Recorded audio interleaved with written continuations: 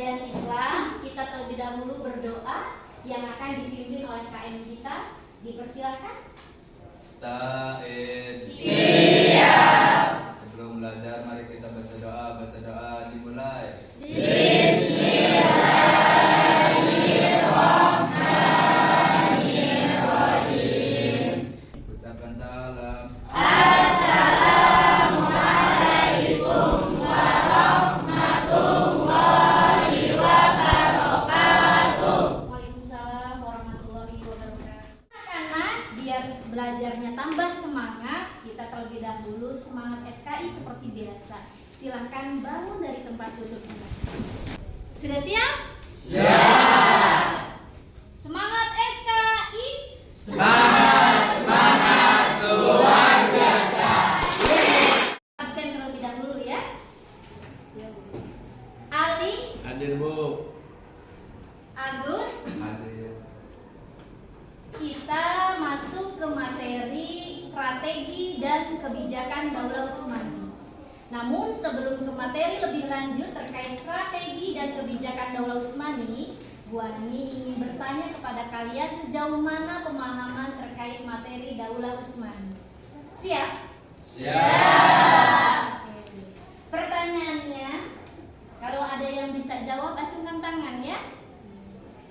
Siapa Khalifah Daulah Utsmani yang pertama? Saya, Bu. Apa itu Naila? Khalifah Utsman I. Oke, luar biasa. Pertanyaan yang kedua. Ya, pertanyaan yang kedua, tahun berapa Daulah Utsmani berdiri? Saya, Bu, Ya, silakan Fajri. ada dua referensi yang menyatakan kalau Daulah Utsmani itu berdiri. Yang pertama, ada yang bilang tahun 1299 dan juga ada yang bilang tahun 1300. Luar biasa. Luar biasa nih ya anak ibu semuanya ya, pintar-pintar. Tujuan pembelajarannya yang pertama, peserta didik mampu mengidentifikasi strategi dan kebijakan Daulah Utsmani. Kemudian yang kedua, tujuannya adalah peserta didik mampu mengidentifikasi prestasi-prestasi khalifah pada masa Daulah Utsmani. Daulah Utsmani ini berasal dari suku Kai yang mendiami daerah Turki Barat ya.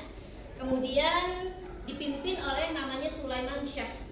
Pada saat itu di Turki Barat terjadi penyerangan dari bangsa Mongol yang pada akhirnya suku Kai harus pergi dari tempat tersebut. Dipimpin oleh Sulaiman Shah. Lanjut cerita, singkat cerita, Sulaiman Shah ini wafat, maka perjuangannya digantikan oleh anaknya yang bernama Ertugrul. Ya. Kemudian Ertugrul ini ya membantu Sultan Alauddin I yang pada saat itu ya sedang berperang melawan Bizantium, kekaisaran Bizantium. Yang pada akhirnya ya dengan bantuan Ertugrul ini, kemudian singkat cerita, Ertugrul ini pada akhirnya wafat, digantikanlah oleh anaknya yang bernama Utsman, yang disebutnya Utsman I yang menjadi khalifah pertama Daulah Utsmani. Jadi ceritanya seperti itu ya. Di referensi ya ada dua yang menyebutkan tahun berdirinya di tahun 1299 Masehi, ada juga yang menyebutkan referensinya 1300 Masehi berdirinya Daulah Utsmani, di mana kepemimpinan pertamanya yaitu khalifah yang bernama Khalifah Utsman I. Nah, itu adalah gambaran besarnya. Nah, terkait strateginya ya, bagaimana strategi dan kebijakan Daulah Utsmani ini mengalami kemajuan. Kita akan masuk materi strategi dan kebijakan Daulah Utsmani. Terlebih dahulu kita lihat peta konsepnya. Menyaksikan PPT terlebih dahulu agar kalian bisa memahami materi ini dengan baik ya. Siap menerima materi PPT-nya nih? Siap. Ya, Bu Ani putarkan PPT terkait strategi dan kebijakan Daulah Utsmani termasuk khalifah yang mengalami kemajuan. Utsman yaitu pendiri Daulah Utsmani yang mencanangkan kerajaan dibangun atas sendi-sendi persatuan suku Turki. Utsman yaitu seorang yang sangat pemberani, mukhlis, adil dan bijaksana. Dengan sifat-sifat terpuji yang dia miliki, tentunya menjadi kebanggaan bagi masyarakat dan pengikutnya. Para pejuang tersebut sering disebut dengan Al-Ghazi, yang berdiri dari Ikhwan Persaudaraan Tarekat Maktasyiyah. Kita akan bahas kemajuan peradaban Islam pada masa Daulah Utsmani, di mana di dalamnya ini termasuk khalifah-khalifah berprestasi ya. Ada di penjelasan ini, silakan disimak. Pada masa Daulah Utsmani, yang pertama Muhammad I. Pada tahun 817 sampai 824 Hijriah. Strategi Muhammad I adalah menjalin hubungan diplomatik dengan penguasa Bizantium dan Venesia. Selanjutnya Muhammad Al-Fatih menjadi pemimpin tahun 855 Hijriah sampai 884 Hijriah. Al-Fatih adalah gelar kebanggaan beliau karena berhasil menaklukkan Konstantinopel. Muhammad Al-Fatih berusaha membangkitkan kembali sejarah umat Islam sampai dapat menaklukkan Konstantinopel sebagai ibu kota Bizantium. وسلم تحل القسطنطينية ولنعم الأمير أميرها ولنعم الجيش ذلك الأمر وإنك فاسبح وشد الحديد واصبح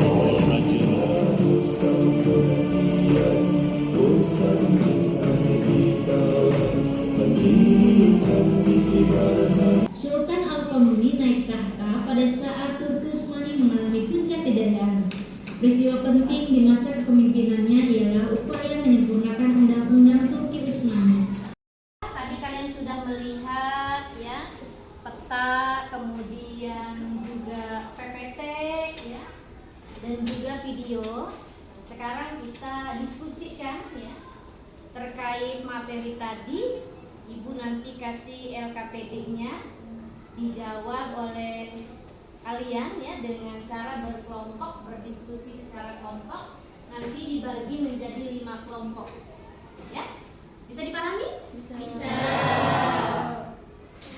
Silakan referensinya boleh menggunakan LKS, buku paket atau internet ya. HP-nya boleh dikeluarkan untuk mengisi ya, menjawab LKPD yang sudah disiapkan oleh ibu ya.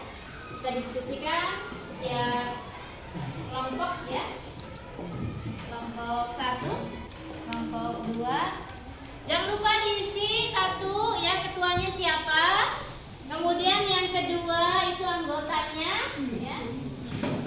Itu ditulis semua anggota kelompoknya ya. Bagaimana? Ada kesulitan? Tidak ada. Alhamdulillah ya. Oke, silahkan dikerjakan. Mana kelompoknya? Ada masalah? Mana hasil diskusinya? Sudah menemukan jawabannya? Sudah. Siap untuk dipresentasikan? Siap. Nah ya, terlebih dahulu silahkan kelompok ini untuk mempresentasikan hasil dari diskusinya. Identifikasi strategi dan kebijakan Daulah Utsmani. Yang pertama pada masa Utsman I. Utsman I adalah seorang yang pemberani, adil, mukhlis, dan bijaksana. Adapun strategi dan kebijakan pada masa Utsman dalam memerintah Daulah Utsmani, yang pertama, membangun tentara yang berjuang tanpa pamrih, semua atas dasar karena Allah Subhanahu wa Ta'ala. Kemudian para pejuang tersebut diberi nama dengan Al-Ghazi. Yang kedua, berhasil membebaskan kota Bursa di tepi laut Marmara. Khalifah yang kedua yaitu Orhan. Orhan menggantikan kedudukan ayahnya.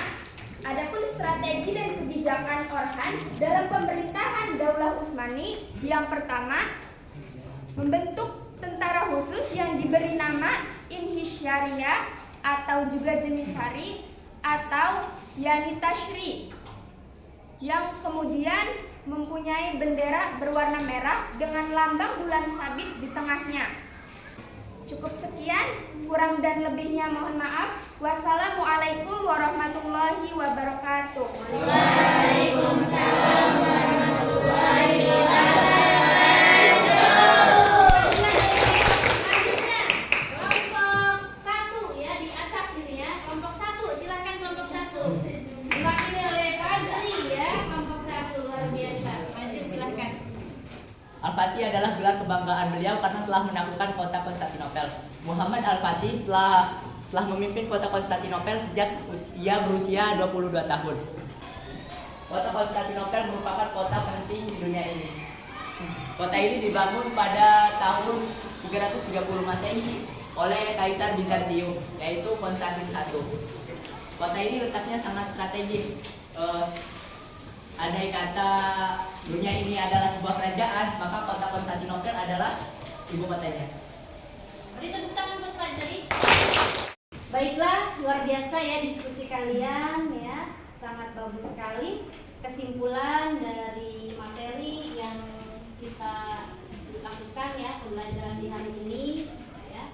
Daulah Utsmani berdiri setelah runtuhnya Daulah Abbasiyah, di mana Daulah Utsmani adalah salah satu 3 kerajaan besar yang menguasai dunia. Bahkan Daulah Utsmani ini menguasai Asia dan Eropa. Dibuktikan dengan ya, penaklukan Konstantinopel oleh Khalifah Muhammad Al-Fatih, di mana dengan ditaklukkannya Konstantinopel, peradaban Islam kala itu semakin kuat.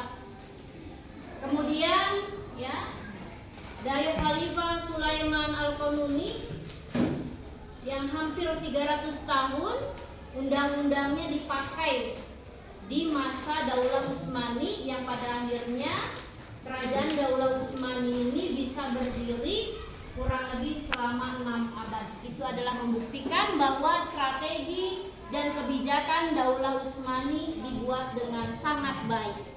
Yang bisa kita ambil dari materi ini, yang pertama, jadilah kita menjadi pemimpin yang amanah, jujur, hebat, seperti para khalifah pada masa Daulah Utsmani yang mengalami kemajuan.